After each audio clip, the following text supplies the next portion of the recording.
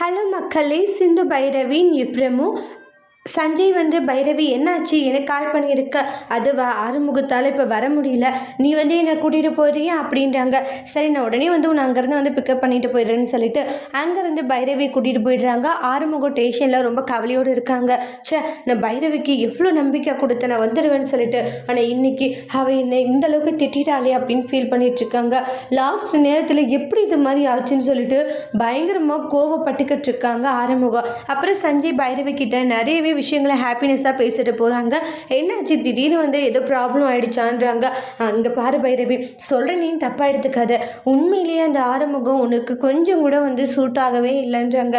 ஆனால் அப்படி ஒருத்தன் கூட நீ எப்படி இருக்கன்னு நினச்சாலே எனக்கு ரொம்ப கஷ்டமாக தான் இருக்குன்றாங்க. சஞ்சய், நம்ம ஒரு விஷயத்துக்காக வந்திருக்கோம், அதை பற்றி பேச வேண்டாம் அப்படின்னு சொல்லிட்டு அவங்களுடைய ஃப்ரெண்ட்ஸோட ரொம்பவே ஹாப்பியாக என்ஜாய் பண்ணிட்டு இருக்காங்க அந்த பார்ட்டியை. இந்த இடத்துல சஞ்சய் எப்படியாச்சுங்கிறது போகிறதுக்குள்ளே நம்ம பைரவியோடைய மனசில் இடம் பிடிச்சிடணும். அதில் அதை ஒரே ஒரு முறை நம்ம பைரவி கூட இந்த நைட்டு ஃபுல்லாக நம்ம என்ஜாய் பண்ணோம் அப்படின்ட்டு ரொம்ப கேவலமாக அந்த இடத்துல நினச்சிட்ருக்காங்க நம்ம சஞ்சய். இருந்துட்டு குடிக்கிற அந்த கூல்ட்ரிங்க்ஸில் மயக்க மாத்திரையை கலந்து கொடுத்துருவாங்க.